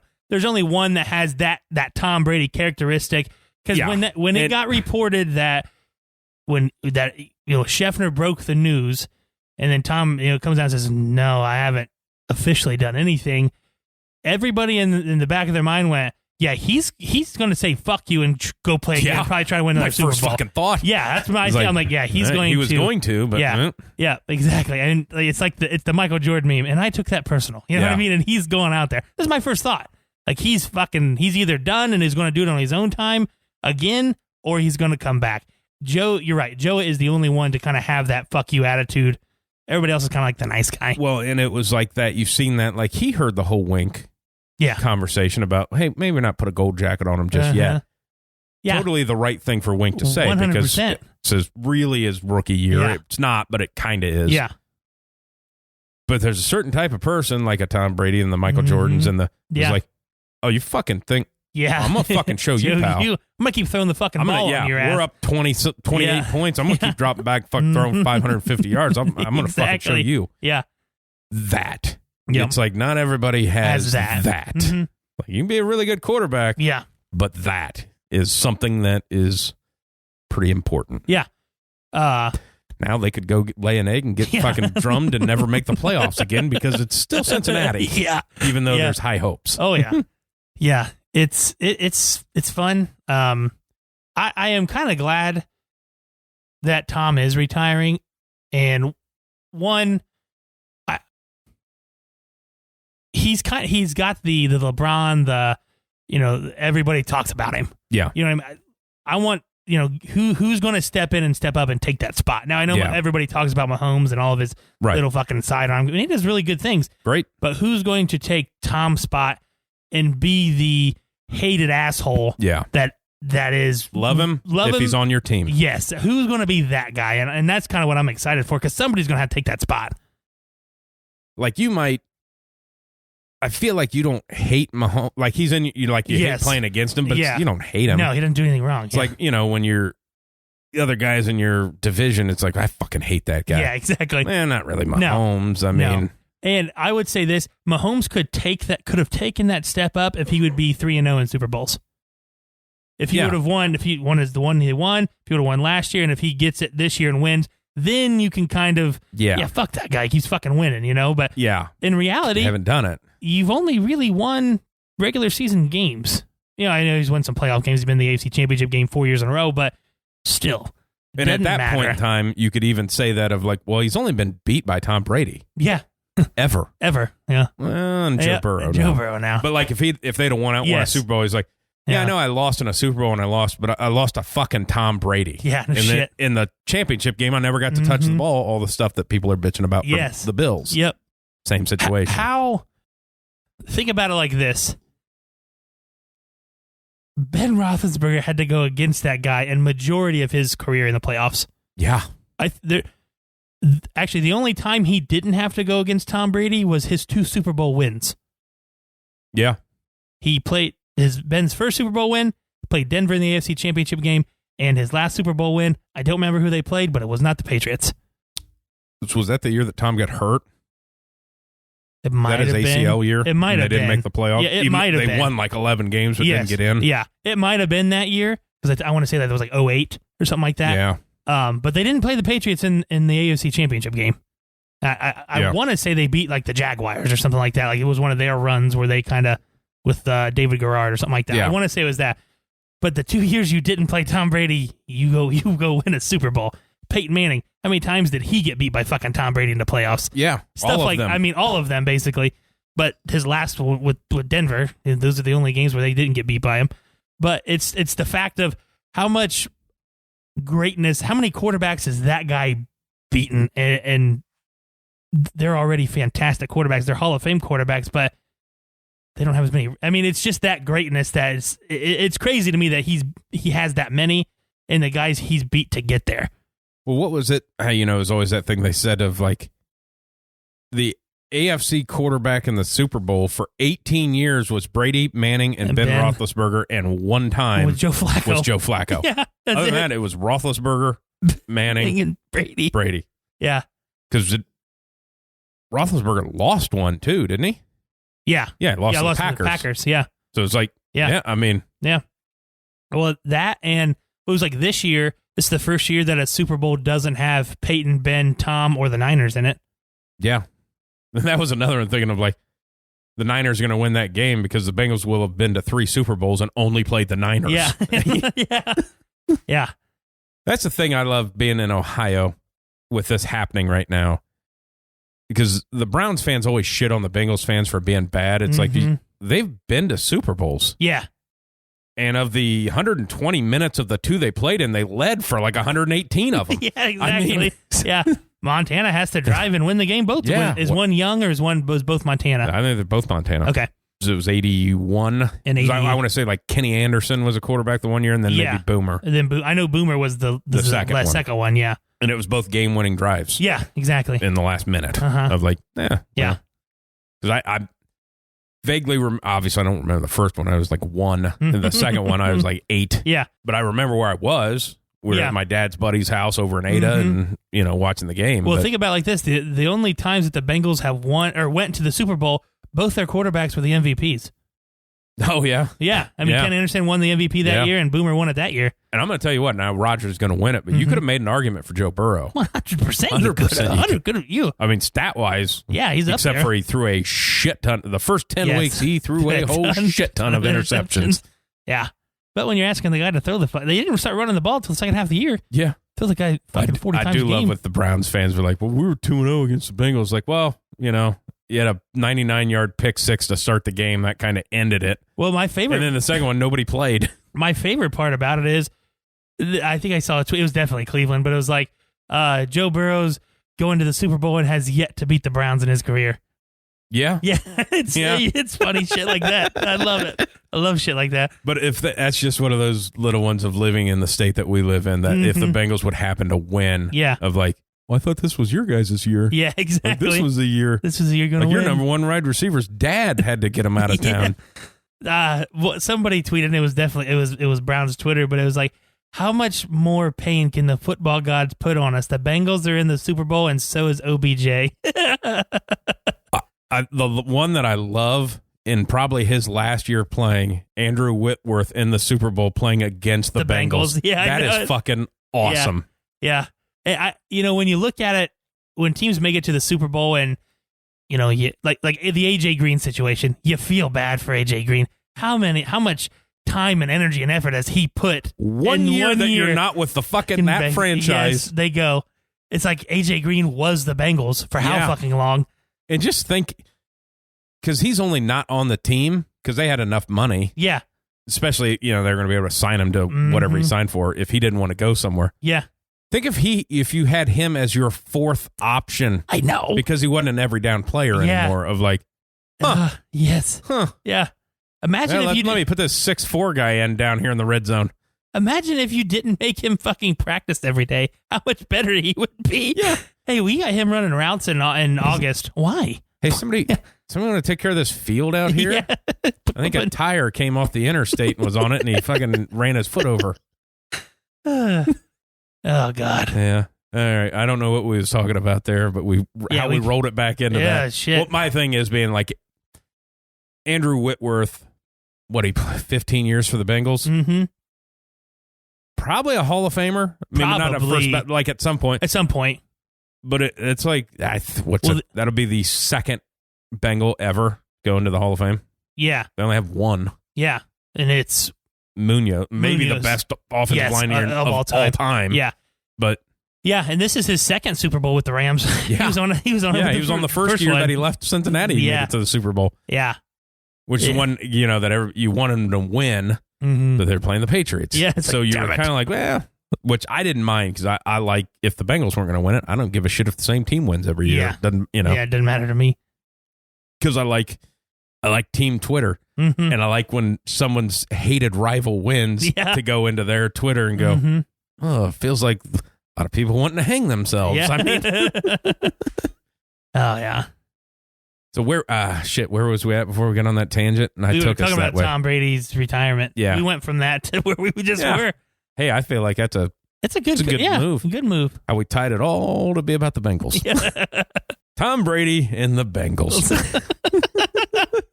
Oh God, that would have been the funny thing to be like if Mike Brown had a personality, like be like, well, we offered Tom $35 million a year, and he said no.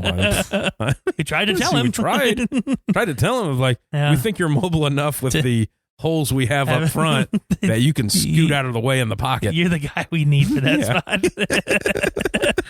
Oh man. All right, so getting on to coaching now. Yeah, well, we had since we talked last, we had Dayball get hired by the Giants. Yep. And we had McDaniels just get hired by the Raiders. Yeah. I think that's the hires wise. I think Dayball was hired before we went on air last week. No, he did a second interview. I think he was just hired we Saturday. talked about that, and he 10 minutes after we were done recording, he got hired. Yeah. I think he was hired, technically, whatever, officially Friday or something like that. But yeah, Dayball to the Giants. I don't know what to think about that. You don't know what to think. I hope that I will say this: the Giants in my lifetime got it right for like 17 years. Yeah. I mean, they had one coach for fucking a ton. And then they kind of got, I don't know if they thought like they just needed to hire in-house, and that's what they did with McAdoo, and then you try to take this, this guy and, revamp your, I don't know. But I think that they got it right with this guy because he's not an image and he's not an idiot. No. You know what I mean? He's not going to say shit to piss people off like Joe Judge does and just says bullshit. He seems like a no-nonsense guy. I think they got it right with this. I just hope that they help him build it up and give him a shot. They're terrible as a franchise. Yes. Like, he's going to fail, and when he fails, it's because they never got any players. That's what I mean. I hope that they at least try. Yeah. At least try to do that. And his best thing is, obviously they're going to ask about, it was Danny Dimes. Yeah. And his answer was perfect of like, well, I don't know. Like, I need to talk with him, and I need to see what he can do, what he can't do, what he likes. And then you have to mold your offense around what the guy likes to do and what he sees, as opposed to it's not my offense and we're running my offense and you need to learn my offense. It's kind of a, hey, we need to see what I don't think they're going to be running a whole lot of QB counter with fucking Daniel Jones. No, I mean, no. So it's running power right with the quarterback. Yeah. Even Danny fucking run. Yes, he does. But he's more of a pocket passer kind of deal. So that's what I'm kind of interested in. Triple option kind of thing. Yeah, I don't know. I don't mind that hire. I wish, I don't know, and I'm not saying that the guy did it, but don't take bad head coaching spots just to be a head coach. And I know that it's different in the NFL. Man, there's only 32 of them. I know, and I know it's different, but there, like we said last week, there's 6 to 8 every year, and there's always one to open. I mean, the people who are there a long time, somebody had to get fired for them to take that job. So I don't know. There's always the right situation. But it's one of those things. It's easier to get your second job than it is your first. Like, you got to get fired from your first job because your second job's easier. Yeah, and I understand that part. Adam Gase. Yeah. Yeah, exactly. Peyton Manning's a douchebag. Yeah. He's going to be real good for your franchise. Yeah. Is he? Is he? Because he's not. It's bad. Or was it you?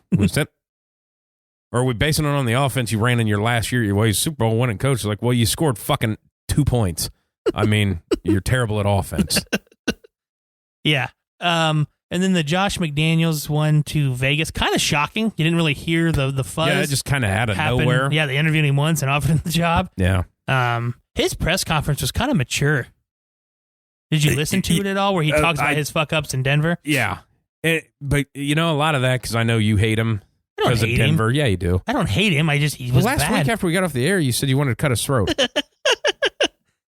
And then piss on him. I don't know why you said that part. Well, I just had to pee. But you got to, but remembering that of like, man, he was 32 years old. Yeah, exactly. Of like, now he's 40 something. Of like, it's a different guy. It's not the same person. No, it's not the same person. And I'm glad that he learned from it. I mean, he's a hell of a guy with creating offense and things like that. I mean, he's changed his offense a bunch. I don't feel like he's going to be this time like everybody else where it's like, hey, all right, getting full pads. We're going to do run Oklahoma drills, and I need you doing push-ups and running stairs. And that's like... And that was like the biggest thing. Kind of what like, Joe Judge did. I got to build the relationship with the people, and he's 100% right. You can't go in there and fucking, army camp it with everybody. People, I'm smarter than everybody. I worked for Bill Belichick. Yeah, and so, I mean, I don't know. He may work out, it may not work out. Who knows with Derek Carr, if they're going to keep him or not. I'm assuming he takes that job because they have a quarterback. That's really the only reason I think. I know a lot of people, like, I think Derek Carr's all right. He's a starting quarterback. But it's like, you're going to cut him? Who are you getting? Yeah, I mean, he fucks up a lot. I mean, but who they have to throw to? You have a slot white guy to throw it to, and Darren Waller. He's a tight end. He can only do so much. And you throw it to him so much, tough to stay healthy. Exactly. When you get targeted as a tight end 28 times a game. Yeah. So, and I think that's part of his issue is like, I only got 2 guys to throw the fucking ball to. Who did the Bengals double team in the playoff games in the red zone? Fucking Darren Waller. Yeah. That's who they got the pick off of. Well, I mean, because it's another fuck up because, guy from Ohio State, but like they had 2 first-round draft picks in 2020, and they're both going to prison. Yeah. Yeah, the Damon Arnett and Henry Ruggs. Yeah. I mean, so be better. Kind of tough when 2 of your first-round draft picks aren't on the team. Mm-hmm. Is Ziegler a Patriot? Their GM? I don't know where he came from. Yeah. Okay. He basically him and Caserio worked together, and then like when Caserio left, he kind of took over that role. And then basically everybody just hired the front office of the Patriots. That's. But then again, there's another one. Like, you're doing all this shit, and you forget about Tom Brady. Like, you praise Tom Brady for the pay cuts he took, but then you act like they do all of it. The front office did all of it. Of like, no, because here's one to say, and I'm going to go out on a limb and say this: like, if it's all Bill Belichick, Mac Jones would be as great as Tom Brady was. Yeah. But let's be honest, Bill Belichick's never winning another Super Bowl. Probably not, no. It's not, I mean... Yeah, not in his coaching career, probably not. Yeah, that's what I mean. Yeah. Like, if he coaches another 6 years, or they win, you see them winning a Super Bowl? Because I don't. No, I don't. I mean... I don't. They like to turn over players too much for them to... Yeah. When they were good, they had the same fucking roster. Yeah. You didn't see the turnover. He's trying to get that right fit, and he's doing it too much to where I don't know if he's giving anybody a chance. And if you want Mac Jones to be that guy, well, where's his Jamar Chase? Because you better find one, because you don't have anybody to throw to. No, you don't. So for somebody to be the best at GM, like, got to give maybe Brady a little credit for that of, I'll take a pay cut, but keep these guys here. Yeah, keep these guys here. Yeah. Yeah, I think that Josh McDaniels, I think he'll work out better a second time. I really do. Yeah, I think so too. And if anything, I think everybody makes fun of Mark Davis because it's easy. But I feel like he's one of like, hey, I'm going to give you 5 years. Yeah. Like, let's do what, if this is a culture change or whatever it needs to be, like, I'm not going to fire you in 2. Yeah. Like, I'm going to give you time. I know we make fun of Mike Brown for being cheap, but Mark Davis is the poorest owner. Yes. He's not even a billionaire. Yeah, exactly. It's just weird. Which is weird. What are you worth? Fucking $400 million? The fuck out of here. Bitch. Paycheck to paycheck this guy's living. But, he's not going to fire him. You're going to get 5 years. Yeah. And if you don't do it in 5 years, then that's on you. Because it's the NFL. You can pay players, and you're in Vegas. You should be able to recruit. Exactly. So you got second interview today. And we haven't mentioned that, but we're a couple days early because there's a storm coming. So when this comes out, hirings might have happened that we haven't heard yet because it's Tuesday right now instead of Thursday. Yeah, exactly. But Jim Harbaugh is getting his second interview today. Yeah. Flying out to Minnesota.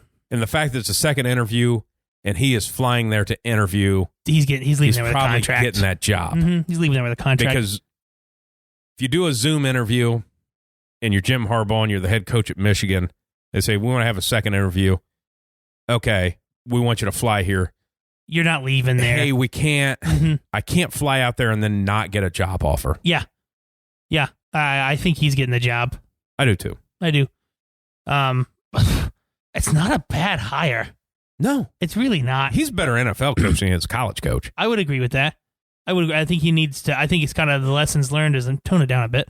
But I can see him getting that job. I can see him being okay with Kirk Cousins. Yeah, me too. But and the other guys they're interviewing, I see them going, hey, we need to get rid of this quarterback. Yeah. Well, it's not really possible right now because it's cap hit. If we get rid of him, it's $500 million. I can see him being them getting along.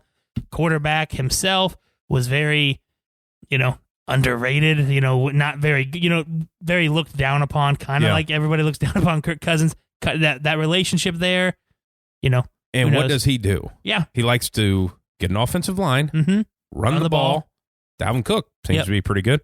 Play action off of that. Hey, Justin Jefferson. Adam Thielen. Pretty good. Pretty good. Yeah. I feel like he can figure, and his offensive scheme is NFL. Yeah. It doesn't fit in college anymore because you can't play that in college. Yeah. And you if you're the Vikings, Zimmer leaves, very, very good defensive mind. We can all agree with that. Pretty good opportunity for Fangio to go and be Jim Harbaugh's coordinator. Was with him in Stanford, was with him when he was in San Francisco. Yeah. Probably going back with him. Coach a top 4 defense this past year. So that you're getting you're keeping it, and all of your guys should be back healthy. They were hurt. Should be okay in that end of the ball. You should be feeling pretty good if you're the Vikings. And we texted last week when that happened of, like Michigan's defensive coordinator came from Baltimore. Mm-hmm. Defense coordinator did very well. Yep. And then his brother takes him back. Yeah. And the fact that it was over a week and you hadn't even heard about them interviewing anybody for defensive coordinator means that, hey, I don't plan on fucking being here. Yeah, exactly. Because at that point in time. What did I texted you back? I was like, Jim's probably gone then. Yeah. Yeah. I mean. Of like, hey, you haven't even tried to replace that. And you would have known your brother would at some point said, hey, Wink's gone. Mm-hmm. I'm going to need him back. Like you knew that was coming a week or 2 weeks before it ever announced. That you weren't out trying to hire somebody. Yeah, you didn't hear any interviews or anything like that. Yeah. So it was like, all right, well, that's probably it now. That's probably it. Kind of fucks Michigan over. It's a little late in the game to be finding a head coach, but they already had signed their recruits or whatever, and they'll probably just give it to Gaddis. I would assume that too. Yeah. So now we need to talk about, there's 4 coaching jobs left open. Yep. And there's one guy that's, I think, taking his name out of the list, even though he's getting second interviews. I feel like he might not be getting a job now. Because usually you don't do this in the NFL and keep a job. Keep a job. Yeah, Flores was suing the NFL. Basically, things that happened in interviews prior to him being the Dolphins head coach, things that happened while he was the Dolphins head coach, the Dolphins offering him money to tank, and he kept winning, and the friction there. Suing them, and I just got some updates while we were talking of obviously the NFL's going to fight it and this and that, and they have to. Yeah, I don't. When's the last time you saw somebody sue a giant organization and it work out well for them? Yeah, that's my part of it. Have your bitching and have your complaining, and that don't go to a place that wants you, man. I don't know. I don't know the inside stuff. I just know what I read, and it involves Bill Belichick. Yeah, because it just has to. Yep. He had nothing to do with it, but he's in the suit because basically what happened is obviously he's black. Every team has to interview a black head coach. Yep. Have to do it. The Rooney Rule. Bill Belichick heard that Dable was getting the job.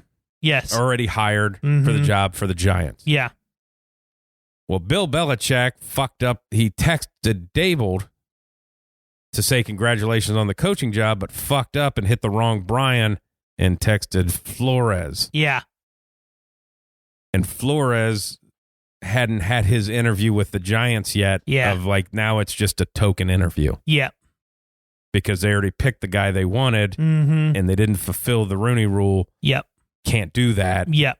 And Bill Belichick fucked. Or did he do it on purpose? What did he do it on purpose? Who knows? Fuck you, Giants. Hey, and fuck you for beating us this year. Yeah, exactly. You embarrassed us in the playoffs. Yeah. Who knows? Who knows? I mean, it's crazy, isn't it? The fact that something that has nothing to do with the Patriots is a lawsuit that now involves Bill Belichick as part of the witness list. Yeah. Of like, all right. Oh, man. Belichick. Yeah, but that, I don't know. We'll find out more in the coming weeks what happens, but that's the basis of it. Like I said, I don't see it. I don't see him winning this, but if you're not going to follow the rules and you're not going to give that guy a shot, probably something illegal that happened there. You know what I mean? Yeah. That's which most people will get that out there. They say they need to get rid of the Rooney Rule. Like it needed to be in place when it happened. Yeah. But now we're at a point of, hey, you're going to interview these guys because they're great fucking coaches. Yeah, exactly. And it was always going to take time because you need more African-American assistant coaches and coordinators before you get more head coaches. Like you can't, it's kind of, you got to work your way up. And there's a lot of great coordinators out there. Yeah. And, they keep putting that Bieniemy and stuff of like the other 4 coaching jobs. I don't even know if he's up for. No. And I think Bieniemy has hurt himself with the success of the Chiefs. Yeah, because you can't. There's nothing you can do. He's going to be literally the last interview of every head coaching spot. Those guys want to get people hired because they got to start their offseason process too. Yeah. So that's the part with Bieniemy. Plus, it came out last year that he was not a very good interview. And I'm not saying that that's his fault or it was his first one. Maybe he was just fucking nervous. Who knows? Maybe he's not good in front of a crowd. Who knows? People are like that. They get nervous. They get anxiety. Things like that. But yeah, The Rooney Rule kind of seems like people just do it now just because they have to, not because they're actually interested in that coach. say what you want about Flores. Nobody actually knows what the fuck happened in Miami other than the people there and him. Yeah. The guy won games with not a very good football team. Yeah. And that's that. I think that was the point of what a lot of people say of you don't need the Rooney rule because you don't need that rule for Brian Flores to get an interview. Basically, exactly. you just wasted his time. Yeah. He had 2 back-to-back winning seasons. He won like 6 games against Bill Belichick, and he got fired because he wouldn't tank, basically. Yeah, basically. And they had a disagreement on Tua. Uh-huh. But you can have a disagreement on your quarterback if it wasn't already a bad situation because now they're saying, well, fucking Joe Burrow, look at him. That's who we were tanking for, and we didn't get there. Yep. Well, exactly. Justin Herbert was still on the board, and you took Tua. So exactly. Let's, pump go the both ways on this one. Yeah. But, Flores is head coach. Yeah, 100%. Probably going to be in Houston. Needs to have a head coaching job. Yeah. He wins fucking games, guys. At the end of the day, that's what you need. You need to fucking win games. Yeah. But now you're suing the NFL. It's a bad look. Man, it just kind of... You don't see it working out well for your future. You don't have a union. There is no players union for you. Yep. So you can get blackballed and nobody fucking, you just go away. Yep. You be a coordinator or whatever and go to college again or, go back with Belichick or something. I don't know. But now getting that out, that's going to play out. It's going to be ugly. Yep. Or to get settled and you just never hear about it again. Last week we were talking, we were all sure that Leftwich was the coach of the Jaguars. Yeah. And now they're re-interviewing people of was that a thing? Or, yeah, I don't know. Who knows? So now you don't know what's going on there. And you thought Wilson was going to be the GM because they were going to shit can Bulky and hire Leftwich, and here we're going to go now. Yep. But now it's it seems like neither of them are getting the job, and Bulky's staying. And yeah, exactly. Yeah, who knows? Clowns. Yeah. Fucking clown town. Pretty much. Yeah, who knows? Now, the Bieniemy thing, the Saints is still a real thing, I think. Yeah, I think so, too. And a lot of these teams, it doesn't seem like a lot of them are... This seems like the first year where a lot of teams are doing their fucking homework. Yeah. They're we're tired of hiring fucking coaches. We need to get this shit right. Yeah. Because it's been 3 weeks now since the season ended. Most of the time, everybody's fucking filled by Super Bowl comes around. Well, and that's what, talking about, that was always Bieniemy's thing of hey, you're going to the Super Bowl. As soon as the first coach gets off the board, those other vacancies are filled within 5 days. Yeah, because they don't want to miss out. We got to get our guy. I can't wait. We got to get this guy. You're who we want. But you're winning. But if you tell us no, yes, we're fucked. Yep. And to hire Urban Meyer. Yeah. Be finger popping assholes all over the fucking beach down in Miami. Imagine Urban Meyer down at South Beach. Oh my God. Butt fingering. Oh gosh. Who wants to come down here and get butt fingered? Because that's another one. You forget about that. Miami's still available. Yeah. But no, you don't. Who's going to want to go to Miami? You don't hear. Yeah, this comes out of hey, the coach was willing to pay $100,000 for every game I lost. Think about that shit. I don't want to go to fucking Miami now. You fucked yourselves. And he could pay you that. Yeah. And then as soon as you go 0-16 and they draft Joe Burrow, he shit cans you because I need a new coach for my quarterback. You're terrible. Yeah. Yeah, you lost every game. Why would I keep you? Yeah. Crazy. Sitting basketball, you can't just tank. These guys don't have all guaranteed contracts. Yep. You're not going to get players to fucking tank. No. It's just not going to happen. No. They need jobs. Yeah, there's too much pride there. Too much. It's always 10 money. Everybody always thinks about that is hey, only 10% of the league make all the fucking money. Yeah. The rest of the guys are week to week of we need this hey, shit. You missed that tackle on special teams, you're fucking fired. Yep. Sorry, get your family, get the fuck out. Yeah. Yeah. Now you're on some other practice squad and your pay got cut, by 75%. And yeah. It's wild. And your knees hurt. Yeah. Can't get hurt on the practice squad. Yeah. Yeah. I got a little strain in my hamstring. All right, well, you're cut. Yeah, exactly. So, good luck. Good luck. Yeah, hope you get that fixed. Yeah. But, yeah, I know. Because I always thought Flores was going to Houston, but this shit happens, you don't know. You don't know. And Peterson, his name just fucking came up with Jags again, which I think that's who I said they should hire in the first place because I'm smart. Yeah. But the rest of them, like, I have no fucking I have clue. no idea. Like you just said with the Raiders, I had no idea that Josh McDaniels was even interviewing for a job. Yeah, I know. Because last year he never even got mentioned. Nope. And I don't know if he interviewed last year, but nobody talked about it like he was a serious candidate for anybody. I don't think he interviewed last year. Like, all right, well, yeah. Just don't know where we're going. Yep. Super Bowl?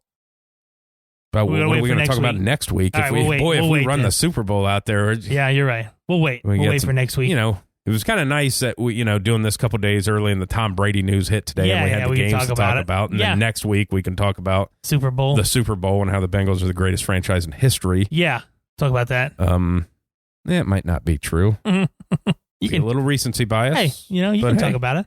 It's your favorite team. But hey, it's something to root for. Yeah. They've won a fucking playoff game. They've won 3 of them. Yep. And they're in the bowl. They're in the bowl. Mm-hmm. Who says bowl games don't matter? Good one. Wideside!